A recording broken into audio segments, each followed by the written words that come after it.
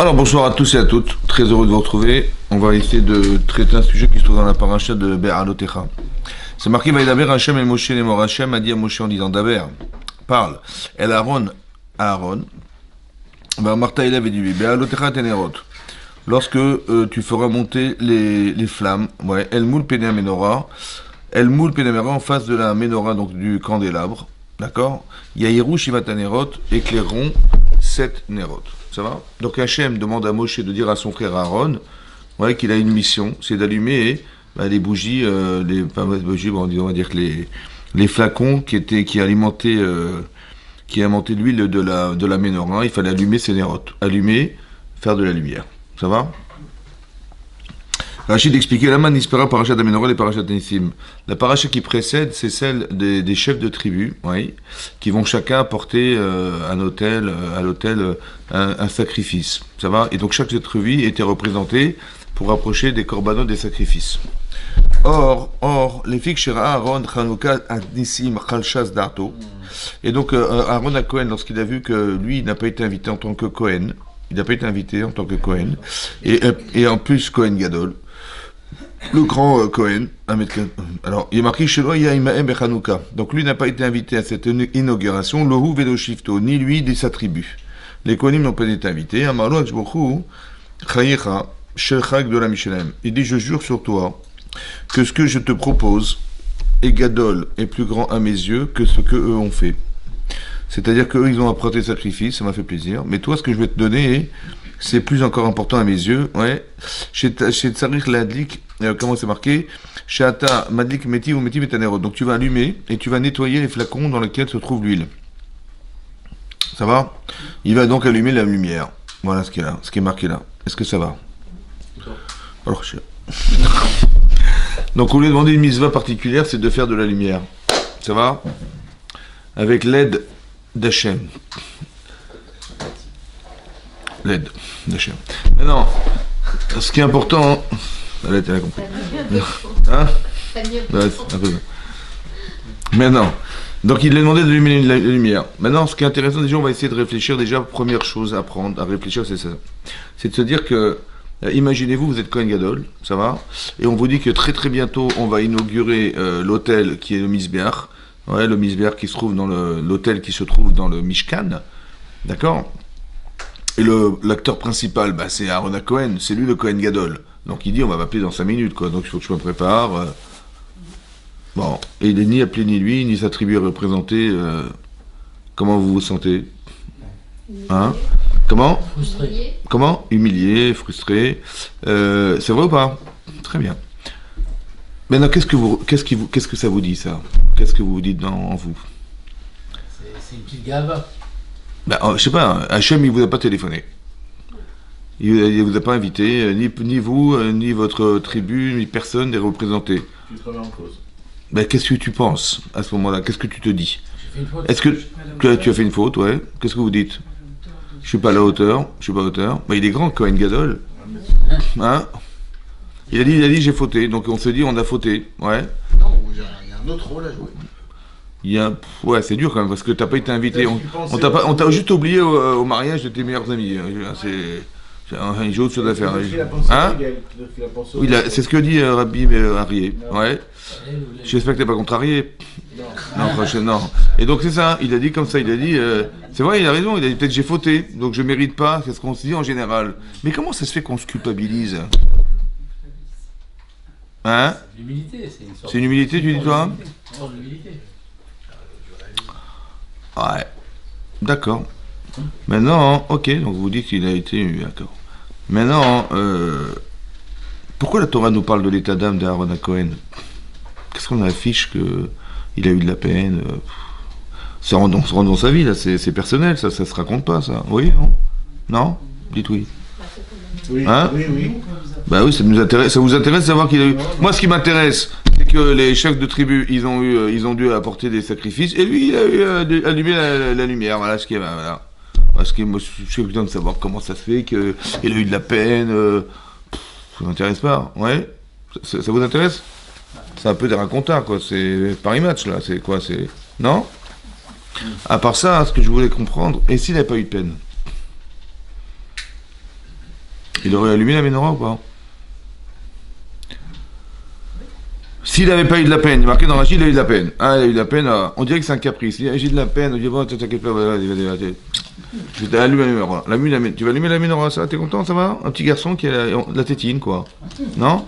C'est bizarre cette histoire, comment ça se fait? Hein? L'autre consolation. L'autre consolation. Mais s'il n'a pas eu de peine, sans faire d'allusion, oui, Marine, s'il n'a pas eu de peine, est-ce qu'il aurait pu allumer la menorah, à votre avis, ou pas? Hachem lui aurait donné de toute façon la menorah. Ben, je sais pas. Qu'est-ce que vous en pensez, vous, les juifs du 12e? Il a eu de la peine. Donc c'est un petit, c'est un cadeau de consolation. C'est ça, comme ça, vous pensez? Mais vous pensez que c'est Aaron, c'est un petit garçon ou c'est un petit enfant? Non, mais rien, comme ça, Aaron à Cohen, ouais. Il n'y a rien à voir là avec l'autre. C'est sûr qu'il a allumé. Il a allumé. Donc c'est la Torah nous a dit qu'il a eu de la peine pour rien, quoi. Non, bah c'est si. Rachid. Rachid, c'est Rachid. Ah, d'accord, je vais l'enlever tout de suite. Non, mais t'as raison. Non, mais t'as raison. Il n'y a pas d'autres commentaires. Non, pour l'instant, dans Rachid. Toi, tu es dans Rachid, mais il y a peut-être d'autres commentaires. Mais je m'en fiche. Rachid a dit. Mais c'est pas Rachid. Rachid dit rien du tout. Rachid ramène un midrash. C'est Midrash Tantrouma. Oui, ramène un midrash. Mais Midrash Tantrouma, c'est le bon Dieu.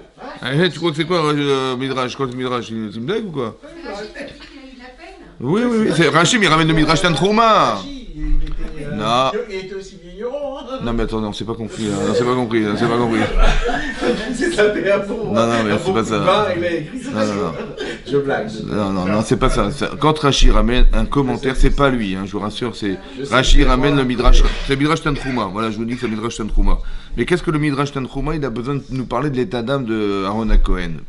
Ça veut dire que c'est parce qu'il a eu de la peine qu'il a eu la menorah. Et s'il n'a pas eu de peine, il n'aurait pas eu la menorah. Zéro menorah. Ça va? Très bien. Mais non, est-ce qu'il faut le comprendre comme un petit caprice? Attendez, Aaron à Cohen, c'est pas un enfant. Ça va? Parce qu'il y a plusieurs façons de réagir en vérité. Maintenant, Hachem, il n'a pas fait exprès de lui faire de la peine quand même. Est-ce que c'est pas provocateur chez quelqu'un de quelque chose? Le fait qu'Hachem, il n'ait pas invité, c'est provocateur? C'est une provocation. À quoi? À lui faire l'archouma? À lui faire la honte? Hein? À s'élever. Comment il s'élève? C'est plus important. Non, attends. Viens, arrête de faire des...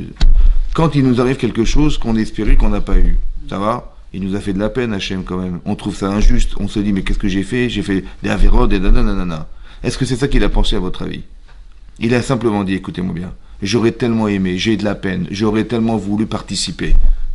Ça va? Ça veut dire qu'il faut bien comprendre que ce qu'Hachem a déclenché, c'est le désir de la mitzvah. J'aurais tellement aimé ça. Ça me manque.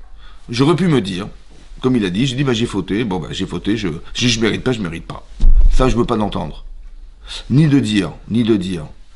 Eh ben, si Hachem il a décidé. Il veut pas. Il a décidé que j'ai pas, j'accepte. Ça non plus, je veux pas l'entendre. Parce qu'à chaque fois que je vais dire, je mérite pas, machin, je dis, tu veux pas, y a pas de problème, je te donne pas. Il faut qu'on ait un manque, il faut qu'il y ait un vide pour combler ce vide. Alors il faut qu'il ait la peine, c'est un manque. Je dis, super, t'as eu la manque, le manque il existe, alors tu vois, je te donne la menorah. Ça veut dire qu'il faut bien comprendre qu'à chaque fois qu'on nous a pas proposé quelque chose, il faut pas le réfléchir en se disant, il y a une voix qui me dit, ah purée, mais c'est injuste. Attends, je suis Cohen Gadol, quand même. Et puis bon, même si moi, ils m'ont pas accepté, ok, comme tu dis, j'ai fauté, mais bon, au moins prends un Cohen. Non, zéro, c'est pas normal. Donc en vérité, il y a une voix qui me dit, mais attends, c'est pas normal. Cette voix, c'est Yetzirah. Ça va? Il faut pas penser comme ça. Il faut se dire, purée, dommage, j'aurais tellement aimé. Tu vois, j'aurais tellement voulu participer, cette mise-là me manque.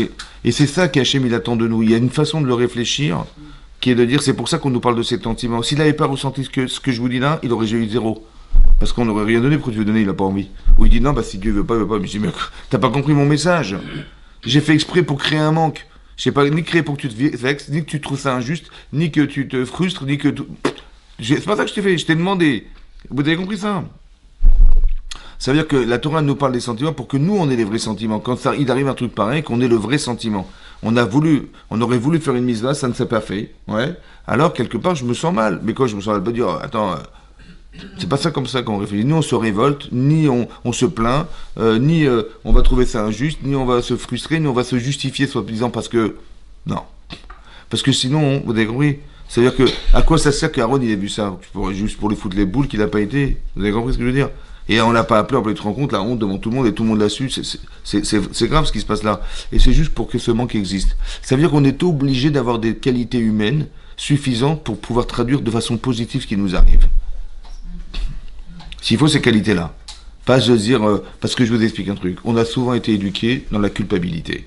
En disant, tu vois, tu fais ça, tu n'auras pas. Ouais. Et si tu veux pas tes devoirs, tu n'iras pas au parc Astérix. Tu vois. On a été punis. Voilà, c'est comme ça qu'on réfléchit. Et on croit qu'Hachem, il fait comme nos parents, ils ont fait, ils nous punissent, c'est nous machin. Non, c'est pas comme ça que ça marche. Ça va? Excuse-moi, juste une question. Oui, vas-y. C'était les Nessim. Ouais. Il n'était pas là, si. Mais tu plaisantes, il représente les chevettes des Kohanim. Tu rigoles. Non, il n'y a pas de chevettes Kohanim, mais les chevettes et Lévi'im. Oui, j'ai compris. Lévi et Cohen, c'est pareil. Mais c'est au moins, lui, il représentait. Qu'est-ce qui a fait la voda du Pesach? Attends, quand on a fait Hanouka Misbéach, on l'a appelé après. On l'a appelé. C'est Moshe qui a fait pendant les 7 jours, et après, c'est lui qui a fini. Mais il a été appelé, mais pas pour amener un korban.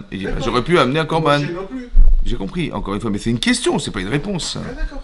C'est une question, pourquoi? Mais comme c'était que les Nessim, automatiquement, c'est normal que Moshe. Non, mais attends, de base, on sait pas. Et chacun, il amène un korban. On va aussi éviter les Kohanim. On sait pas qui va amener, on sait pas combien. Il y a marqué, chacun apporte un porte, on sait pas combien. Tu comprends? Donc il aurait dû l'appeler aussi, mais non, il n'a pas été appelé. Pourquoi? Parce qu'Hachem, il avait autre chose à faire de lui. Ça va, c'est ça qui est marqué. Mais c'est parce qu'il a eu ce manque qu'on a pu le combler en lui proposant d'allumer la lumière. Ça va? C'est intéressant parce que la lumière, si on y réfléchit 2 secondes, ouais, c'est quoi la lumière? La lumière, c'est ce qui nous éclaire. C'est vrai? Après, dans la lumière, il y a une mèche. S'il n'y a pas de mèche, il ne peut pas y avoir de feu. Le feu, il va tenir sur rien. Donc il faut une allumette, il faut un support. Donc le support, c'est la mèche. Et qu'est-ce qui alimente le support, qui est la mèche et la flamme? C'est l'huile. Maintenant, essayez de réfléchir. Qu'est-ce que c'est que le feu? Qu'est-ce que c'est que la mèche? Et qu'est-ce que c'est que l'huile? Ça va? On dit kiner mitzvah, vetorah. La Torah, c'est de la lumière. Ça va? Après, c'est intéressant que le feu, c'est ce qui nous fait du bien.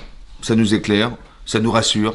On peut manger grâce à ça, etc. La première chose qu'Hachem m'a enseigné à Adam Arishon, c'est d'allumer le feu. C'est pour ça que la sortie du Shabbat, on allume le feu. Pourquoi? Parce que quand on fait la Havdalah, on allume le feu, pourquoi faire? Parce que la première chose qu'Hachem a enseigné à Adam Arishon, c'est d'allumer le feu. Ça va? Et le feu, c'est la lumière. Mais c'est aussi la première chose qu'Hachem il a créée au départ de la création du monde, c'est la lumière. D'accord? On dit Ner Elohim, la lumière d'Hachem, c'est la Neshama. Ça veut dire qu'on a de la lumière. On dit qu'un homme s'appelle Ish, mais dans Ish, il y a du feu. Donc il y a du feu, ça va? Et dans Isha, il y a du feu, ça va? Maintenant, pour que la lumière, elle puisse prendre, il faut 2 éléments. Il faut une mèche et il faut de l'huile. Maintenant, il faut être 2 mèches. Avec son épouse, ouais, pour que ça puisse s'allumer, ça va? Et avec son mari, c'est pareil, il faut être 2 mèches. Ça veut dire qu'il faut pouvoir participer à la lumière des autres. C'est-à-dire que si tu veux, mais il y a un combustible, il faut qu'il y ait un combustible. Voilà, il faut qu'il y ait de la connaissance, il faut qu'il y ait de la Hirat Shamaim, il faut qu'il y ait de la Emouna, ça c'est le combustible. C'est ça qui va permettre à alimenter cette lumière. Comme si que la Neshama a besoin d'un support. Le support, c'est la mèche. C'est quoi la mèche? C'est le corps. C'est-à-dire que la lumière, qu'est la Neshama sans corps, peut rien faire. Ça va? Et son corps, sans sa lumière, elle peut vivre non plus. Donc, il y avait ces deux éléments sont fondamentaux. Il y a la mèche, ouais, et après il y a la volonté qui peut être l'huile. Il y a plein de choses dans la vie d'un homme. Qu'est-ce qui alimente ta lumière? C'est ça qu'il faut comprendre. Mais c'était important qu'on allume la lumière. C'est ça, cette lumière-là dont on parle. Et Hachem, il voulait que cette lumière existe. Mais le Midrash, il pose une question ici. Hachem a demandé à Aaron d'allumer les bougies de la Ménorah. Ils ont dit, mais à quoi ça sert de mettre de la lumière alors que tu es toi la lumière du monde? Si tu nous éclaires, c'est toi Hachem qui nous éclaire. Pourquoi on a besoin de rajouter de la lumière sur la tienne? Comme ça, ils ont posé la question. C'était quoi cette mitzvah d'allumer la Ménorah? Ça va? C'est ce qu'ils ont demandé. Alors il a répondu à Hachem comme ça. Il a dit que vous savez que dans le désert, ouais, pendant les 40 ans du désert, il y avait 2 colonnes. Une qui nous dirigeait de nuages, une colonne de nuée, et il y avait une colonne de feu la nuit. Mais je vous ai éclairé pendant 40 ans, dit Hachem. Pendant 40 ans, dans le désert, on a été alimenté en lumière grâce à Hachem. Et il a dit, je sais que vous vous sentez mal, ça veut dire que je sais que vous vous sentez redevable. Parce que je vous ai éclairé et on ne peut pas rendre ce qu'on a reçu. Alors il a dit, alors allumez la lumière. C'est avec la menorah qu'on allume ici, le candélabre qu'on allume, c'est une sorte de reconnaissance du bien qu'on a reçu dans le désert d'avoir été alimenté en lumière pendant 40 ans. On se sent redevable. Alors Hachem il dit rend. C'est un petit peu comme le machin qui est marqué dans le Midrash. C'est une fois un aveugle qui s'est égaré. Là, il est perdu. Ouais. Il y a un monsieur qui le voit dans la rue égaré. Il dit mais qu'est-ce qui se passe? Il dit mais je suis perdu. Il dit mais vous allez où? Il dit ben je rentre chez moi mais je ne sais pas où je me trouve. Il a dit ben quelle adresse? Il a telle adresse. Il a dit ben écoutez je sais où vous habitez, je vais vous accompagner. Donc il prend cet aveugle par la main et il l'accompagne chez lui. Le Midrash dit que quand ils sont arrivés devant sa porte, l'aveugle il est arrivé dans sa porte, il a dit ben, il a remercié le voyant qui l'avait accompagné jusque-là et le voyant lui dit on va rentrer chez vous. Il dit avec plaisir. Et le voyant dit à l'aveugle allumez-vous la lumière. Comme ça dit le Midrash. Et là, l'aveugle dit, bah, attendez, je vous accompagner que là, vous voyez, bah, appuyez-vous sur l'interrupteur. Ou allumez la bougie. Il a dit non, parce que je sais que vous vous sentez redevable. Je sais que vous supportez à chaque fois qu'on vous rend service et vous n'arrivez jamais à rendre ce qu'on vous donne. Alors, bah, c'est pas grave, rendez-moi un petit peu la monnaie de ce que je vous ai donné. Ça veut dire qu'on doit avoir ce sentiment personnel de se sentir redevable. Il faut savoir qu'on doit quelque chose à quelqu'un, ouais, et cette reconnaissance du bien, elle doit nous permettre ben Hachem, de pouvoir un peu rendre ce qu'on a reçu. Ça va? C'est ça qu'Hachem il a dit à Aaron. Ça veut dire que la lumière qu'on reçoit en permanence, on devrait avoir honte qu'elle soit permanente. Ça va? Alors c'est vrai qu'on est habitué, mais c'est vrai que... Imaginez-vous, on était dans le noir total. Tous les jours, tu rentres. Imaginez, on n'était pas Hachem capable de voir. Ouais? On serait dans le noir total. Des gens qui sont aveugles, ils sont dans le noir total, ces gens-là. Tu te rends compte?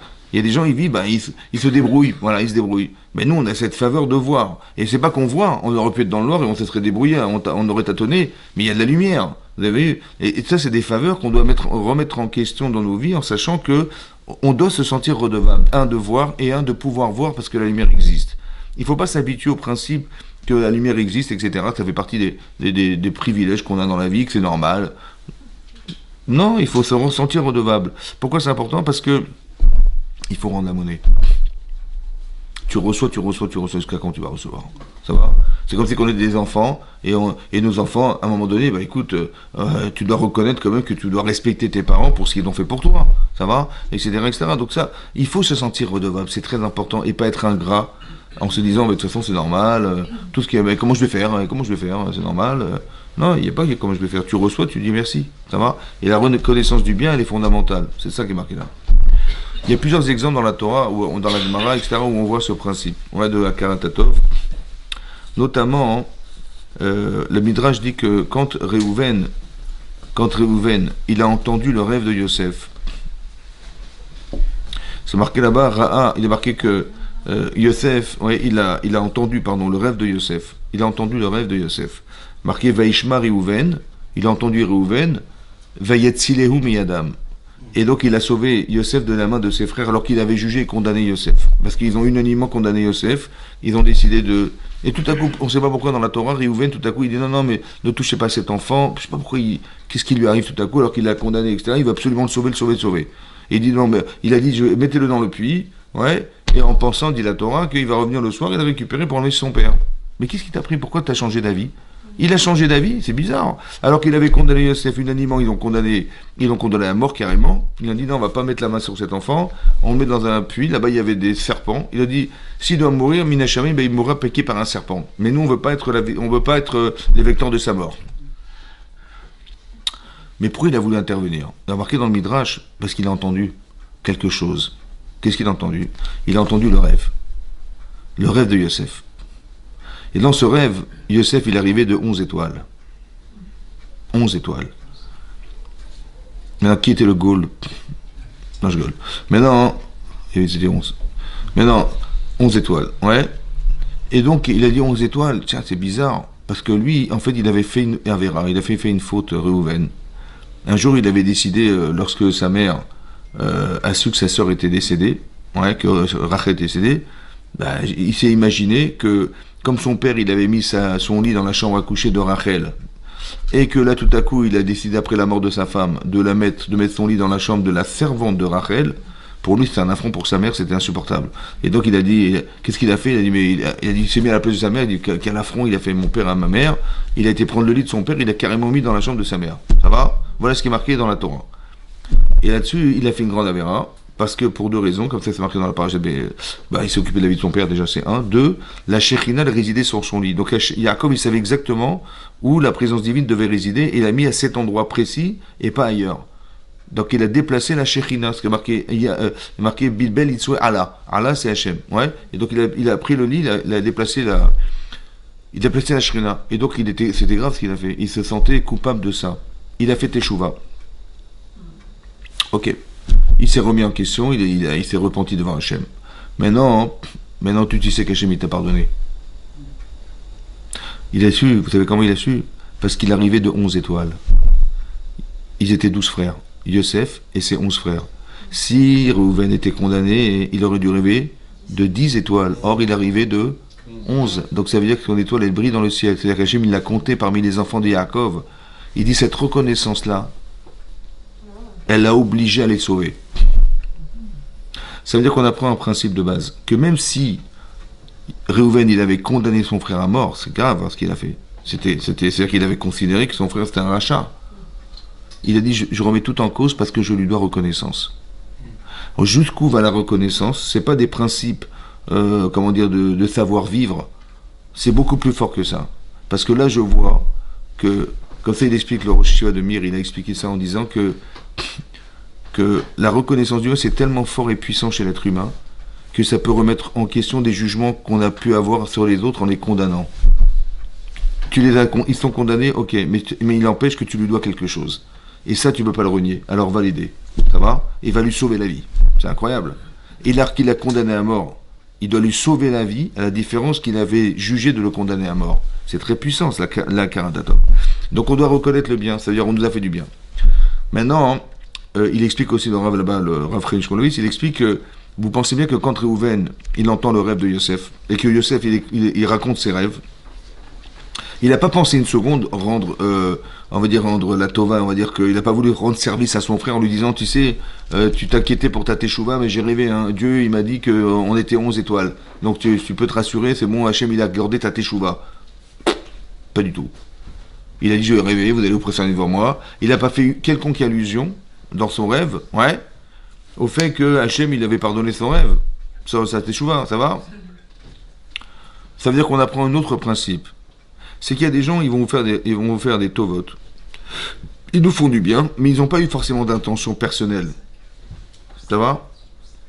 Ils n'ont pas eu d'intention. C'est-à-dire, ils n'ont pas fait... On a appris, voilà, il a appris Reuven que grâce au rêve de Yosef, il a su, grâce à Dieu, machin. Mais il n'a pas eu d'intention particulière, Yosef, vis-à-vis de son frère, lui disant, tu sais, t'inquiète pas, Dieu, il t'a pardonné, voilà, j'ai rêvé. Non, pas du tout. Ça veut dire que nous, en général, comment ça se passe, ouais, c'est qu'on s'assoit sur des coussins, non, c'est vrai, auquel on veut être sûr, ouais, de pouvoir bien s'asseoir et bien, on cherche du confort, je veux dire, on cherche le confort, le réconfort, ouais. Et donc c'est ça, quelque part, on attend de l'autre qu'il m'a rendu service, il m'a fait savoir, je rends la monnaie. Mais je l'ai su par lui, mais il n'a pas eu d'intention particulière vis-à-vis de moi, je lui dois rien. Je vois non. Comment on réfléchit la Karatatov, c'est encore plus fort, c'est que tu as reçu quelque chose de quelqu'un, peu importe comment. On s'en fiche, tu dois être reconnaissant. Tu dis, mais il n'a pas pensé à moi, grâce à Dieu, merci Hachem, il était un intermédiaire. C'est pas comme ça qu'on réfléchit. Et j'ai reçu quelque chose de quelqu'un, peu importe comment, je lui dois reconnaissance. Ça va? C'est ça qu'on apprend de Reuven. Ça veut dire que Reuven, il s'est senti redevable vis-à-vis de Yosef, même si Yosef n'a eu aucune intention particulière vis-à-vis de Yosef. Aucune. Il n'a pas fait d'allusion quelconque. J'ai reçu, je donne. Voilà, c'est comme ça que ça marche. Ouais. Et ça, c'est important de l'avoir en tête. Tu as reçu quelque chose, rien n'est gratuit dans la vie. Ça va? Vous avez compris? C'est comme des fois, on attend des services de quelqu'un à qui on a rendu service. Et le type, tu dis, tu peux quand même te réveiller. Il dit, mais tu m'as rien demandé. Je sais pas, moi je pensais que tu t'étais débrouillé tout seul. Les gens ne se sentent pas redevables. Vous avez compris? On le voit même dans les synagogues, c'est toujours les mêmes qui font la table, qui font des machins, c'est aussi ceux qui aident, c'est toujours les mêmes. Et l'autre il vient de s'asseoir, il attend qu'on le sert pour les... Je dis, attends, une fois c'est toi, une fois c'est lui. Non, tu peux pas te bouger. Non, il peut pas. N'arrive pas. Il n'y a pas de reconnaissance. Tu vois? Il y a des gens, ils sont dans les synagogues, ça fait 25 ans, ils n'ont pas donné un euro. Pourquoi? Je viens prier, dis-moi merci que je suis là quand même. J'ai compris, mais la synagogue a un coût, tu vois, il y a des choses à payer là. Ouais, un carré oui, mais pas un rond. C'est-à-dire, c'est ça qui est dingue. Ouais. Et donc c'est ça, il faut avoir de la reconnaissance, c'est important ça, important de reconnaître. Tu peux pas tout le temps recevoir sans donner. Toute ta vie tu reçois sans donner, c'est pas possible. C'est gênant. Ouais, je dis bah ouais, je pensais que ça marchait tout seul, je pensais que ça fonctionnait tout seul. Et à un moment tu reçois plus. Hein? À un moment tu reçois plus si tu donnes pas. Oui, c'est vrai, mais quelque part, les gens, il faut se sentir redevable. C'est important de se sentir. On peut pas tout le temps recevoir comme des enfants qui reçoivent en permanence. C'est un principe qu'il faut avoir dans la tête. Et c'est tellement puissant ça, que Réhouven, il a été sauvé de son frère qu'il avait condamné à mort. Je sais pas si vous vous rendez compte, on parle pas de petits trucs bidons, quoi. C'est puissant ça. C'est aussi marqué, vous savez que quand Hachem, il a dit à Moshe Rabbeinu d'aller sauver les Bnei Israël en Égypte. C'est marqué dans le Midrash que Rashi rapporte, là-bas. Il a dit, je veux bien y aller finalement, mais je vais demander à mon beau-père Yitro s'il est d'accord que j'y aille. Et là, on ne comprend pas.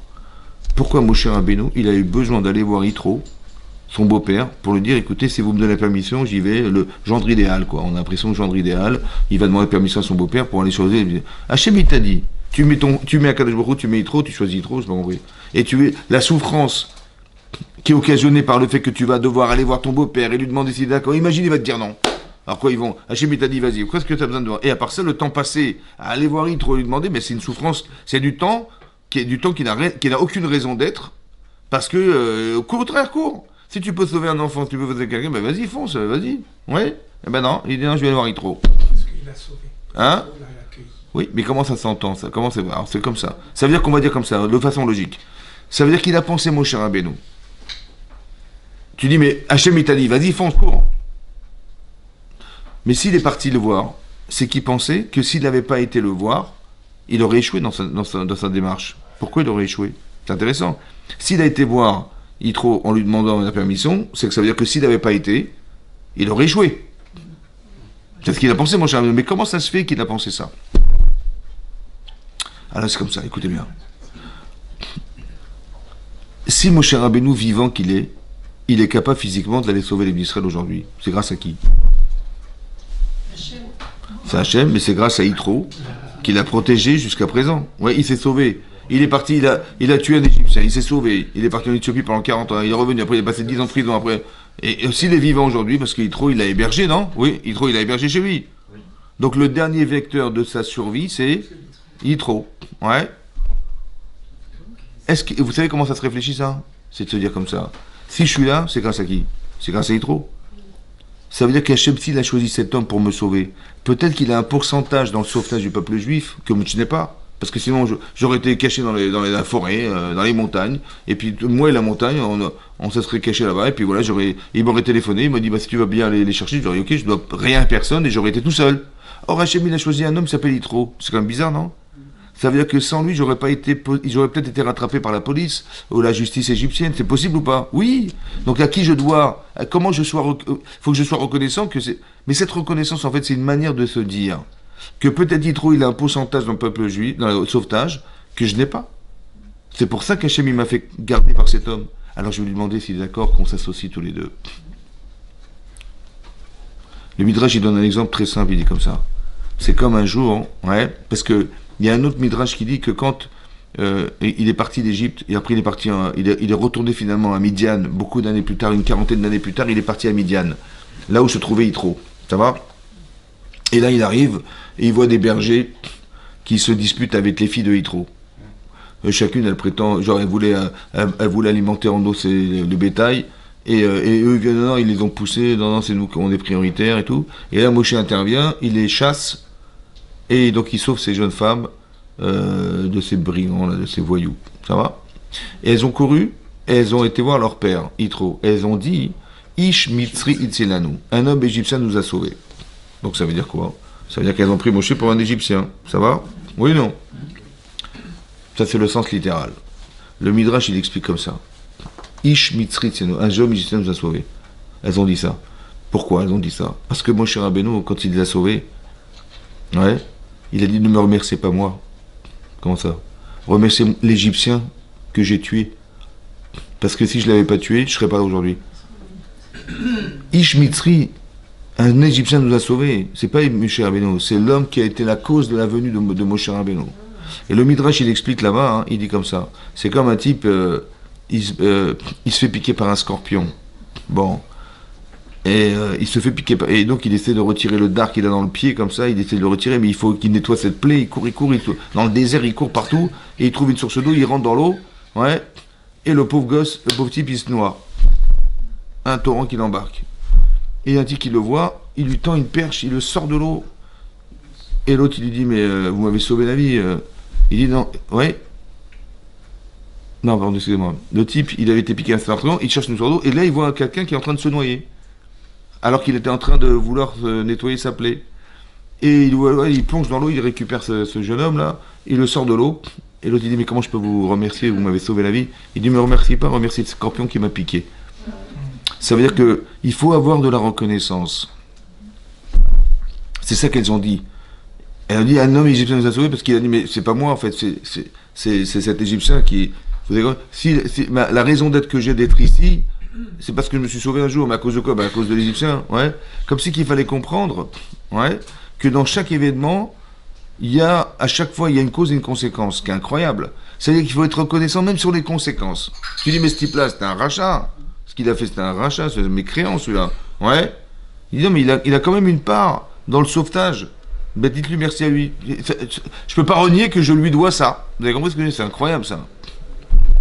C'est comme il y a marqué, un truc de fou, il a marqué que quand Hachem il a dit à Moshe Rabbeinu, tu vas faire la guerre contre Og, Melech HaBashan, ce géant-là. Ouais. Il a eu peur. Pourquoi il a eu peur, dit le Midrash? Il a eu peur par rapport à Og, qui avait un mérite, qui avait connu Avraham Avinu. Comment il a, quel mérite? C'est que quand Lot, ouais, qui vendait de la cam, il l'a averti. Il l'a averti. Ouais. Comment il l'a averti? Il a dit, voilà, tu sais, ton neveu, ton beau-frère, il a été pris en captivité, il a été pris prisonnier là-bas, otage. Ouais. En fait, il a fait exprès d'Irachi de lui dire, vas-y. Comme ça, il va partir, il va mourir. Et puis, l'autre, il prendra sa femme. Ça veut dire qu'il avait des mauvaises intentions. Ça va? Mais d'un autre côté, Avraham Avinu est parti là-bas, il a sauvé son neveu. Est-ce qu'il n'a pas une part de pourcentage dans le fait du sauvetage de Lot? Ouais. Il dit, j'ai eu peur de ça, il a eu peur de ça, Avraham Avinu. Moshe Rabbeinu. Est-ce que vous vous rendez compte? Il a dit à Moshe, il a dit à Avraham, vas-y, regarde ton beau-frère et ton neveu, là, il est parti, il a été pris en captivité, il faut aller le sauver. Il a dit, il va mourir, hein, il va partir seul. Il va se battre contre les 4 qui ont battu les 5, il va disparaître. Lui, il avait des mauvaises intentions, Og ben Rabachan, c'est pourquoi il voulait qu'il meure, comme ça il prend sa femme. Voilà ce qu'il a pensé en mal. Maintenant, dans ce qu'il a fait, le din, la loi, c'est qu'il est coupable. C'est criminel ce qu'il a fait. Mais ce qu'il a provoqué, c'est le sauvetage de Lot. Vous savez qu'Hachem, il voit ça aussi. Il voit pas seulement ce qu'il a fait, les intentions qu'il a eues, mais il voit aussi à Kadosh Baruch Hu les conséquences de ce qu'il a fait. C'est-à-dire que finalement, Abraham, il a sauvé Lot. Il a eu peur de ce mérite, Avraham Avinu. Pas de ce qu'il a fait, mais des conséquences. Des conséquences. Vous avez compris ce que je veux dire? Il a dit, ouais, peut-être qu'il a un mérite. Mais c'est quoi ça? Mais c'est à Hachem, il dit, Moshe dit, mais on lui doit reconnaissance. Et ça, je ne peux pas l'enlever dans le calcul du mérite de Lot, de Og Melech HaBashan. Il a eu peur de ça, vous imaginez? Il a eu peur de ça. C'est comme c'est marqué aussi, quand Hachem il a dit à Moshe Rabbeinu que Bilham, lorsqu'il a prostitué les filles de Midian, il a dit, va et comme Nikmat Hachem, va venger les Bnei Israël. Ouais, fais la justice. Il a dit, vas-y, ça va? Qu'est-ce qu'il a fait, Moshe? Il a désigné 1000 hommes parmi les Bnei Israël pour aller faire la guerre contre Midian. Mais pourquoi il n'a pas été lui-même? Pourquoi il n'a pas été? Il dit parce que Midian quand j'étais à Midian, j'ai rencontré ma femme là-bas, et ce pays m'a protégé. J'ai pas envie d'y aller. Attends, imaginez. Il a pas. Hachem lui a dit vas-y. Ouais. Et lui il a dit non, je ne vais pas. Pourquoi? Parce que j'ai pas envie de casser la reconnaissance que j'ai de ce peuple. Mais alors, la reconnaissance, à qui tu vas reconnaître quoi? D'où il a su que même à ce niveau-là, il faut être reconnaissant. Parce que la première plaie d'Égypte, c'est Dam. Oui? Vous comprenez, mesdames? C'est Dam. Dam. Ouais? Dam. Dam, c'est le sang. Il a accepté ou pas, Moshe, de frapper le Nil? Non. Pourquoi? Parce que sa mère, quand il est né, 3 mois plus tard, elle est mise dans un berceau qu'elle a mis dans le Nil. Et donc, il se sent redevable vis-à-vis du Nil. Les grenouilles, il a frappé les grenouilles ou pas? Non. Parce que les grenouilles, elles vivent dans le Nil. Est-ce qu'il a frappé le parterre? Quand il a dit frappe le parterre, il va y avoir des maris, l'époux, ouais, qui vont se répandre partout. Oui? Non plus. Pourquoi? Parce que quand il a enterré l'Égyptien, c'est grâce à la terre qu'il a été enterré l'Égyptien, etc. Il a dit, je ne peux pas. Vous imaginez ce que ça veut dire, ça? Ça veut dire qu'il n'a pas voulu frapper quelque chose qui lui a rendu service. Mais de qui tu parles? Tu parles de la terre, de l'eau, c'est stupide. Ça veut dire qu'il faut faire attention de ne pas se contredire dans sa reconnaissance. Je ne peux pas à la fois reconnaître que j'ai été sauvé par le Nil, et à la fois je vais frapper le Nil. Ah non, ça va pas. J'ai dit, mais Dieu m'a demandé. Il t'a pas demandé. En fait, il a fait exprès pour que tu arrives à jusque-là reconnaître le bien, mais c'est énorme. Ça veut dire qu'on ne doit pas se contredire dans sa vie. Vous avez compris? Si tu développes des qualités humaines, il ne faut pas te sentir contredit parce que tu dois faire. Comme il y a des gens, ils rendent service. Bon, ils sont fait rouler. Il dit, mais c'est terminé. Je rends plus service. Bah oui, c'est ça, non? En général. Tu dis, voilà, général. Et puis finalement, ils m'ont bien utilisé, hein, franchement. Ils m'ont pris pour un pigeon. Hein. Bon, c'est souvent ça ce qui se passe. Et à la fin, on fait plus rien. C'est vrai? En vérité, ça, etc. C'est pas parce que tu es tombé sur des abrutis que tu vas perdre tes qualités humaines de faire du bien autour de toi, non? Vous avez compris ça? Tu t'es fait rouler. Bah, soit tu as été naïf, soit tu es tombé sur des charlots. Ouais. C'est pour ça qu'on a appris, on dit Kol ha-charlot mi-palelinkan. C'est ça, ça veut dire que. Vous avez compris? Ça veut dire qu'il ne faut pas remettre en question si tu fais du bien dans ta vie. De dire, ah ben non, c'est terminé, je fais plus de bien maintenant parce que, voilà, on m'a roulé, et je ne sais pas sur qui je vais tomber, machin. Jamais fait ça. Parce que tu as des qualités humaines, Baruch Hashem, eh ben garde-les, c'est parce que tu es tombé sur des abrutis que tu vas changer tes qualités humaines. Ouais.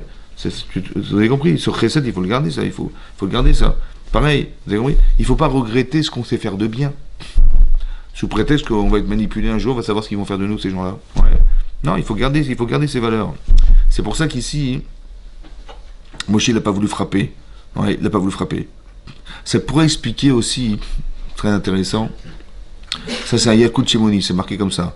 Quand Hachem, il lui a dit à Moshe Rabbeinu Parashat Rukat, ouais, que quand Myriam est morte, ouais, tout à coup on n'avait plus d'eau dans le désert. Et c'est là qu'on s'est rendu compte que les Israël, ils se sont alimentés en eau par une seule femme, dans toutes les femmes, c'était Myriam. Je ne sais pas si vous vous rendez compte de la valeur de cette femme. Et il a fallu la remplacer par Moshe Aaron, tellement elle était sadéquette. Et qu'est-ce qui s'est passé? Hachem il a dit à Moshe Aaron, ils se sont plaints qu'il n'y avait pas d'eau. Alors il dit, bah vous allez parler au rocher, et de ce rocher sortira de l'eau. Et ce rocher, c'est le rocher de Myriam. Et Moshe Rabbeinu, il s'est énervé parce qu'ils ont dit, il n'a pas réussi comment vous dire, à faire sortir l'eau en parlant. Et là, il s'est énervé contre les Israéliens qui lui ont dit, mais c'est pas grave, n'importe quel rocher, on s'en fiche. Il dit, mais quoi, je suis un sorcier ou quoi? Et je peux pas parler à n'importe quel rocher, celui qui Hachem m'a ordonné, oui, mais sinon, non, ouais. Et là, il s'est énervé, il a pris son bâton et il l'a frappé. Et là, quelle était la faute? Alors, le Ramban, il dit, ça peut pas être le fait d'avoir frappé. Pourquoi? Parce que Hachem dit, prends ton bâton et parle. Alors, il a dit, il n'a pas pris le bâton pour rien. Donc, il a très bien compris qu'il fallait frapper. Comme ça, dit le Ramban. Maintenant, le Yakut Shimoni, c'est un midrash, il dit comme ça. Grâce à qui on a pu boire? Grâce à ce rocher? Oui, non? Mais comment tu as osé frapper? Elle est où la Karatatov? Vous avez compris, c'est un truc de fou, ça. Quand je t'ai dit parler, tu reconnais, tu dis merci au rocher, je t'en prie, voilà, je t'en prie, remets de l'eau là où il y en a. Mais tu fais ça avec une certaine noblesse. Mais de frapper, c'est d'obliger. T'as pas voulu frapper le Nil, t'as pas voulu frapper les grenouilles, t'as pas voulu frapper la terre, et tout à coup tu frappes le rocher. Vous avez compris? C'est pas normal. Il dit c'est le manque d'Akaratatov qui l'a empêché Moshe Rabbeinu de rentrer en Eretz Israël. C'est aussi marqué dans le Midrash Rabbah, incroyable. Il y a marqué là-bas, hein, comment ça se fait que Moshe Rabbeinu n'a pas eu le mérite d'être enterré en Eretz Israël, en pays d'Israël? Vous savez pourquoi? Non? Non? Comment ça se fait qu'il n'a pas eu le mérite? Alors c'est marqué comme ça, que Yosef, à chaque fois qu'il s'est présenté à part au ministre de les chansons et machin, il a dit je suis un ivri. Ivri, ça veut dire je viens de Ever, je viens de Avraham Avinu. Il n'a pas eu honte de dire qu'il est un hébreu. Alors que, d'après l'explication du Midrash, pas celle qu'on a mis une autre explication, elles ont dit tiens, un homme égyptien nous a sauvé la vie. Et donc il s'est présenté comme un Égyptien. Il n'a pas dit je suis un ivri. Alors comme il n'a pas reconnu qu'il est ivri, alors il n'a pas été enterré en Eretz Israël, Moshe Rabbeinu. Il faut reconnaître, vous avez compris? Ah oui. Et Yosef, il a été enterré, on a pris ses ossements, on les a enterrés. Mais lui, non.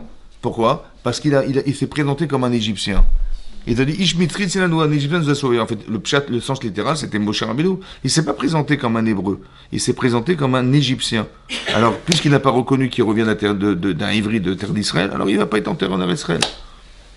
Une grande rigueur, mais quelque part, ça veut dire que c'est démonstrateur, mais soit reconnais que tu as une chance d'être un Hébreu. Et reconnais que voilà, tu te présentes devant Yosef, il se prend devant Paro, il dit je suis un Ivri. Ben ouais, il n'a pas honte de dire qu'il est un Hébreu. Vous avez compris? C'est-à-dire qu'il n'est pas modé Bertso, c'est incroyable. C'est-à-dire que tout ça, il faut développer la reconnaissance. C'est peut-être pour ça qu'on a une mitzvah d'honorer nos parents. Pourquoi? Parce que je pense que le minimum de reconnaissance du bien, les premières choses, c'est nos parents. Ça va? Donc si tu dis, oui, mais c'est normal, ils voulaient avoir des enfants, ils ont eu des enfants, ils se sont occupés de nous, et puis dis-moi merci que si tes parents, c'est grâce à moi quand même. Je suis désolé, ouais. Bon, là, Karatatov, vous avez compris, ça veut dire qu'on est reconnaissant vis-à-vis de nos parents, que si on est là, si on est vivant, c'est grâce à eux. Si on a pu faire des misotes, c'est aussi grâce à eux. Cette reconnaissance, tu ne peux pas la renier, c'est impossible. Alors Hachem, il dit, écoute, je t'en supplie, au moins rends la monnaie de ce qu'on t'a donné. Fais kiboud avaim.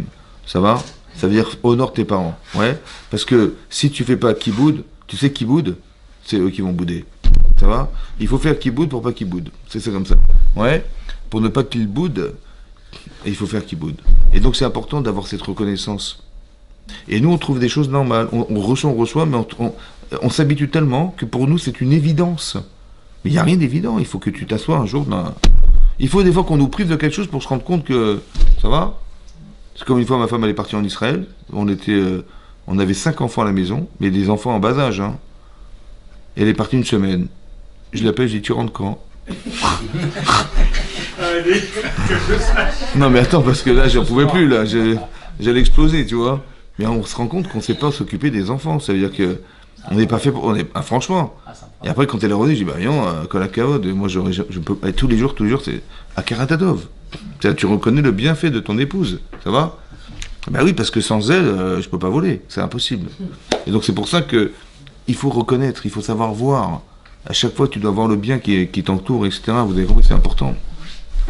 Ne pas se dire, oui, c'est normal, chacun son rôle, je suis désolé. Non, on n'est pas dans une cohabitation.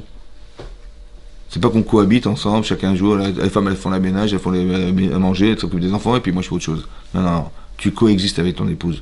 Ça va? La coexistence, ça veut dire que tu partages quelque chose avec elle. Et quand tu vois qu'elle a besoin de toi, tu as besoin d'elle, elle est aussi là pour toi. Il y a une coexistence, ça veut dire qu'on partage, comme c'est que les éléments qui sont là, ils sont là juste pour souder une relation de couple, et pas l'inverse, en se disant, je suis désolé, moi je suis pas capable de m'occuper des enfants, comme le type il dit, moi je change pas les couches. Mes enfants, je lui dis donc tu l'aimes quand il est propre, et quand il est sale, c'est plus ton fils.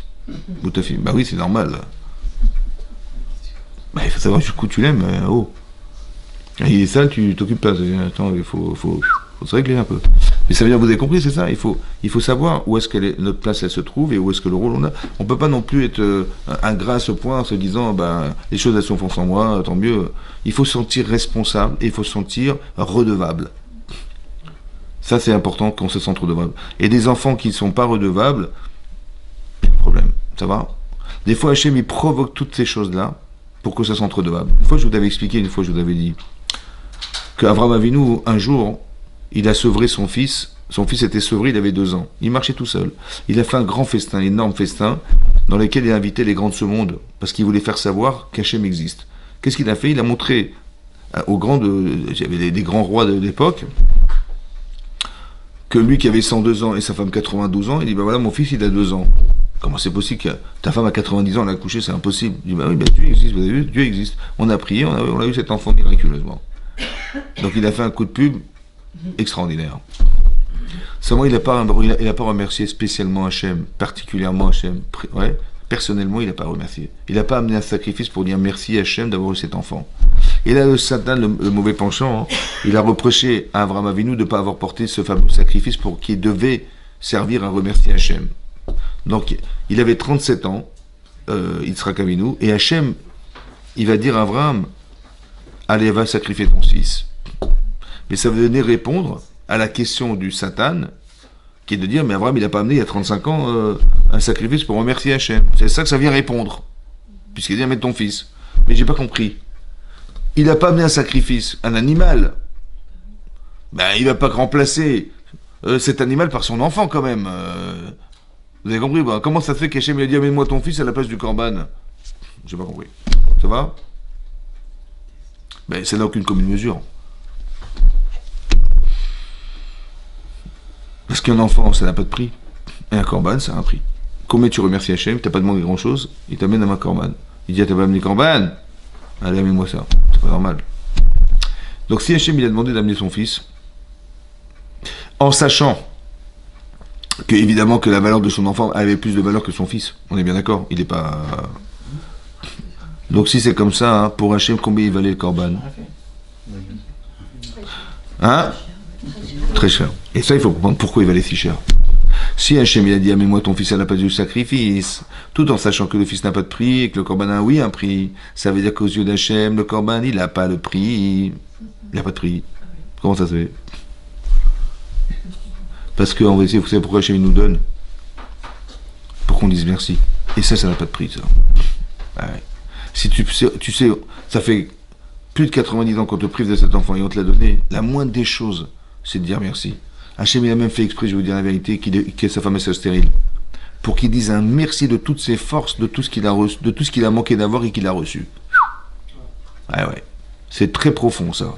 Et donc, comme tu as reçu ça, avec toute l'attente qui va derrière, c'est énorme ce qu'il a espéré avoir. Et il l'a eu. Alors, il dit merci, tu vois. Hachem, il a fait exprès pour que ce soit un merci très profond chez Abraham Avinu. Et il n'a pas fait ce merci. Alors, il dit, amène-moi ton fils. Si ça ne servait à rien, alors rende-le-moi. Il dit, non, je suis désolé. C'est le prix que ça vaut, c'est le prix de la reconnaissance du bien. Vous avez compris ça?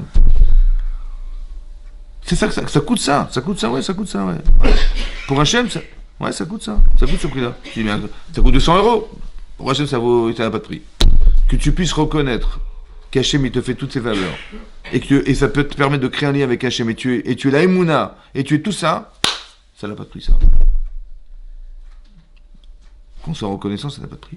On ne peut pas oublier. Et on reçoit, ouais. Et des fois, on est obligé de nous priver pour qu'on se rende compte qu'on avait reçu. Des fois, la part d'un ça va, on se rend pas compte. Bah, des fois, on nous a privés juste pour que on se rende compte des avantages qu'on avait d'avoir. Et après, quand on l'a reconnu, bah, ça repart. Mais juste qu'on comprenne qu'il faut dire merci, c'est extraordinaire. C'est ça la Emouna. Il faut qu'Hachem existe dans notre vie. C'est ça que ça veut dire. Donc quand on est ingrate ou ingrat, bah, il n'est pas là. Et on trouve normal, tout ce qu'on a, elle tourne, machin, des faveurs, des machins. Non. Il faut être reconnaissant. C'est important. Il faut le transmettre aussi aux autres. Il faut que les enfants se sentent reconnaissants. Ouais, qu'ils aient envie. Pourquoi? Parce que peut-être que d'arriver à faire ce travail avec ses parents, par extrapolation, on va le faire avec Hachem. Si tu es capable de t'appuyer sur ce principe physique, que de dire merci à tes parents, ils ont peut-être, toi t'es là, t'es présent, t'es machin, ils sont... Et ben si tu sais le faire avec tes parents, alors a fortiori avec Hachem. Parce que c'est beaucoup plus abstrait avec Akadosh Baruch Hu. C'est plus abstrait. Là c'est concret, donc tu comprends. Pourquoi? Parce que t'as trouvé tous les arguments qui justifient le fait que tu leur dois ce respect. Et ben fais-le avec Hachem. A fortiori, non? Et donc ça devrait nous engager dans les mitzvot. Ça devrait nous engager dans les mitzvot. Plus encore, vous avez compris? C'est là. Hachem, il fait... ce qui nous lie, en fait, c'est ça. Vous avez compris? Ce qui nous lie, c'est ça. C'est comme si qu'on est dans... quand on dit on va faire Chanukah Tabaït, on va faire l'inauguration d'une maison, comme on a fait leur inauguration du Mishkan. Mais c'est quoi inaugurer une maison? Une maison. On va faire une fête, on s'installe dans une maison, on va inaugurer cette maison. Inaugurer une maison... On met des mezuzot, on fait un repas, on fait quelque chose, ouais. Pourquoi on doit inaugurer une maison? Qu'est-ce qu'il y a de spécial? Oui. En vérité, parce que tout se passe dans cette maison.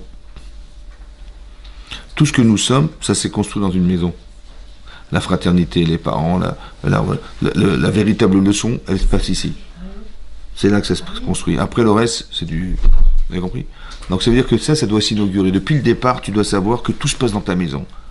Tout se passe, toute l'atmosphère qui est dans la maison, si elle doit être normalement rayonnante. Elle doit te permettre d'avoir des forces, des valeurs, de donner confiance. C'est ça. Tes parents, ils doivent être là pour toi, vous avez compris? Et toi, tu es aussi là pour eux. Et ce partage-là, il se fait qu'à la maison. Le plus grand, je veux dire, une femme, elle ne pourrait jamais donner plus qu'à ses enfants, ça n'existe pas, vous avez compris? Et un papa, pour ses enfants, il fait tout pour eux. Mais cette relation, elle est très très puissante. Et bien, c'est là que tout se construit. Alors, vas-y, commence à inaugurer cet endroit. Il faut qu'Hachem y réside dans cet espace, inaugure cet endroit. Oui, mais cette maison, en vérité, elle est faite de quoi? Elle est faite de briques. Ouais, elle est faite de briques, elle est faite de bois, elle est faite de la toiture, les briques, ok. Mais qu'est-ce qui fait le ciment? Comment cette maison elle tient? Comment ce couple il tient? C'est quoi le ciment? On dit shalom baït. On traduit la paix des ménages. Mais baït en hébreu c'est pas les ménages, c'est la maison. La paix de la maison, la paix des ménages. Parce que c'est qui fait le ménage à la maison? D'accord? Très bien. C'est pour ça qu'avant de sortir, on dit du balai, parce que c'est important. Mais non, c'est quoi le ciment? Le ciment, c'est quoi le ciment? Des fois, il y a des couples, tu mets la main sur le mur, tu appuies, tout s'écroule. Ça fait 10 ans qu'on habite dans cette maison, il n'y a pas de ciment. C'est quoi le ciment? Qu'est-ce qui colle? Je savais pas que votre mari c'est Hachem. Mais bon, c'est quoi qui colle? Écoutez-moi bien, c'est la relation humaine. S'il n'y a pas de respect, il n'y a pas de ciment, ça colle pas. Il faut que ce soit solide. Il n'y a pas de reconnaissance du bien. Tu crois que ta femme c'est une femme de ménage, quoi, j'ai pas compris. Tu crois que ton mari c'est la BNP? Vous avez compris? Il faut qu'il y ait du ciment. C'est quoi le ciment? C'est ce qui nous consolide. C'est l'amour, c'est la relation à l'autre, c'est le respect de l'autre, c'est tout ça, c'est ça. Quand on est respecté, on se sent forte, on se sent fort, ouais. Mais c'est ça qui consolide la maison. Vous avez compris? C'est cette maison, elle va tenir ou elle va pas tenir en fonction du ciment qu'on a mis et qui va coller les parpaings. Ouais. C'est ça qui colle, en fait. Et bien, ces éléments-là, il faut absolument les consolider. Il faut être logique aussi. Il faut être logique. Par exemple, quand on fait le kidouche vendredi soir, ouais, alors on fait le kidouche, mais on couvre le pain. C'est vrai ou pas? Pourquoi? Hein? Pas lui faire honte. Exactement. Il ne faut pas faire honte au pain. C'est pour ça que moi j'ai vérifié. J'ai mis mon verre de kidouche, j'ai soulevé le truc. J'ai vu. Il n'a pas rougi. Non, c'est vrai, non, il n'a pas rougi. Je dis, c'est quoi cette blague? J'ai fait comme ça, j'ai pris le vin, je l'ai nargué mon pain et il n'a pas rougi. Il s'est pas vexé, franchement. Il s'est pas barré. En tout cas, il est resté à table. C'est quoi ne pas faire honte au pain? Ça veut dire quoi ne pas faire honte au pain? Ouais, c'est pareil, c'est marqué, c'est pas faire honte. Parce qu'il faut savoir une chose, vous savez qu'il y a un ordre de priorité dans les brachot. Quand on fait des brachot, il y a des priorités. Vous voyez, si vous avez du pain, vous avez du vin et vous avez du boursin. Vous voyez, sur quoi vous faites la bracha d'abord?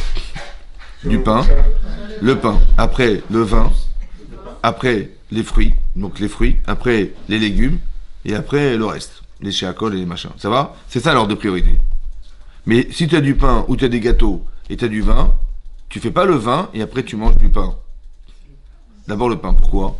Pourquoi il y a une priorité du pain avant le vin? Parce que dans le pain, il y a du vin, il y a du levain.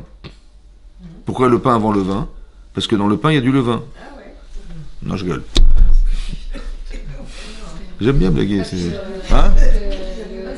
Le blé, à l'origine, il vient de la terre. Le blé, c'est le crédit agricole. Avant que le vin ne soit produit, il faut que ça... Bah, ça pousse en même temps. Le vin, il pousse, et le pain et le blé, ça pousse en même temps. Je sais pas, c'est pas... Non, c'est pas ça. Le pain, c'est aussi d'abord. Non, écoutez bien. Qu'est-ce qui vous fait vivre? Le pain. Et qu'est-ce qui vous fait prendre du plaisir? Le vin. Vous voyez, quand on fait un mariage, on prend du vin. On fait une brit mila, il y a un qui nous fait du vin. Quand le vendredi ça, mais c'est la simcha. Vous savez que Yom Tov, on doit être joyeux. La mitzvah minatora d'être joyeux, c'est de boire du vin. Ouais. Parce que le vin, ça réjouit. Ça va? Le vin, ça réjouit, et le pain, ça nourrit. Qu'est-ce qui est prioritaire dans votre vie? D'abord de nourrir ou avant de se réjouir ou de se réjouir avant de se nourrir? Nourrir. Donc maintenant, j'ai un problème. Vous savez pourquoi? Parce que je dois faire le kidouche vendredi soir. Le problème, c'est est-ce que je peux faire kidouche? Est-ce que je peux manger du pain sans faire kidouche? Est-ce que je peux, al-piala, j'ai le droit de faire de manger du pain avant de faire le kiddush. Ou je dois manger d'abord faire kiddush, après tu manges. Et le kiddush se fait sur du vin. Alors comment je vais faire maintenant? Parce que je vais faire la bracha du vin avant le pain. Alors je le couvre. Chazak Baruch. Pour ne pas te contredire, alors tu le couvres. Pour ne pas faire honte. C'est quoi honte? Comment j'ai osé faire la bracha du vin avant le pain? Ça veut dire que faites attention à ça. Ça veut dire que des fois on se contredit. Ouais, non. Mais il y a une ordre de priorité ou pas dans ta vie? Alors ne contredis pas cette priorité. Parce que demain, il va te faire te contredire dans ta vie, tu vas voir. Et tu t'es contredit, contredis-toi, fais des avérotes, fais des bêtises, et Dieu te pardonnera, Dieu. Ça va pas, quoi. Il faut pas se contredire, vous avez compris ce que je veux dire? La karatatov, c'est de reconnaître qu'on a du bien. Alors Moshe, il peut pas frapper le rocher, et à la fois truc, il peut pas attraper le Nil, il se contredit, vous comprenez? Ne pas casser cette reconnaissance, tellement c'est très très important que même le Nil, il veut pas toucher. Alors que c'est une mitzvah. Non, je suis désolé, trouve quelqu'un d'autre. Vous avez compris ça? Ça veut dire que c'est très très important d'être reconnaissant de ce qui nous arrive. Ça va? Qu'est-ce qui est le plus important dans une vie de couple, par exemple? Une femme, elle est mariée avec son mari. C'est qui la personne la plus importante pour une femme? Son mari. Et pour un homme? Sa voiture. Et comment il va aller au boulot? Non. Mais vous avez compris? Non, mais on se rend pas compte, hein. C'est marrant parce que la personne la plus importante dans sa vie, ben c'est sa femme, et c'est son mari, non? Et c'est là qu'on s'engueule le plus dans les couples, c'est un truc de dingue. C'est-à-dire c'est marrant parce que les personnes qu'on respecte le moins, c'est ceux qu'on devrait aimer le plus.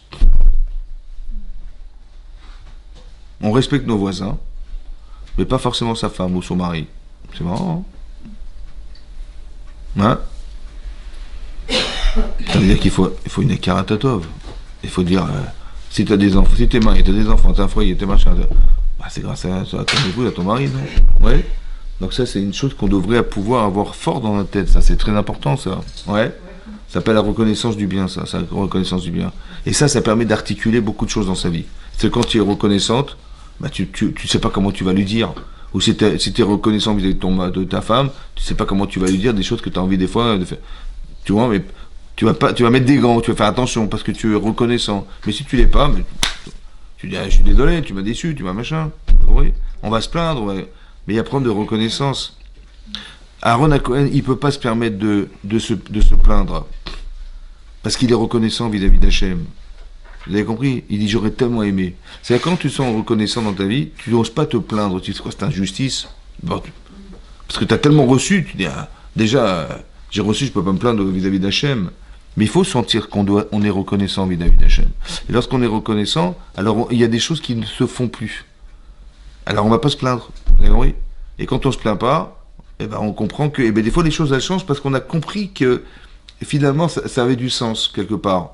Peut-être qu'on a eu des manques, parce qu'Hachem il voulait les combler autrement. Mais il fallait que tu sentes le manque, il faut faire un trou pour mettre autre chose dedans. Hachem il a fait exprès de ne pas l'inviter pour qu'il lui donne la menorah.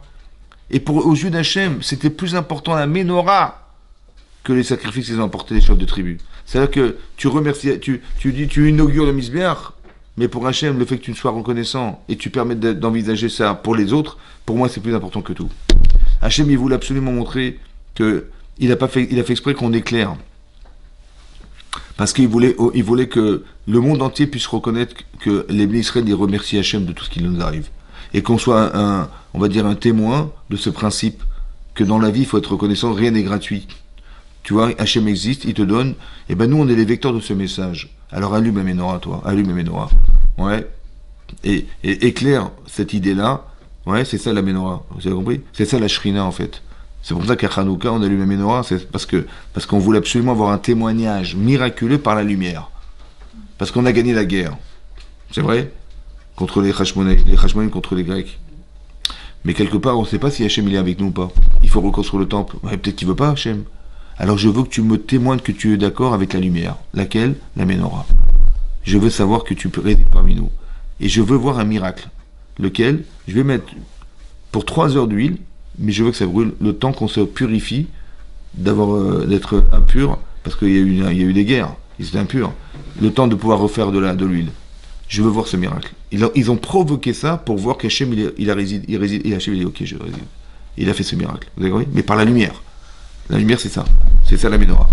Tu es reconnaissant de ce que j'ai fait pour toi, je t'ai fait des miracles. Parce que tu as gagné la guerre, vous étiez une poignée d'hommes. Alors tu es reconnaissant d'avoir gagné la guerre. Oui. Alors tu dis, maintenant, je suis reconnaissant, je me dis avec plaisir que je te montrerai que je suis avec toi. Mais il a fait exprès, tout ça c'est des provocations. C'est comme ça qu'il faut le lire. Chazak ou Baro.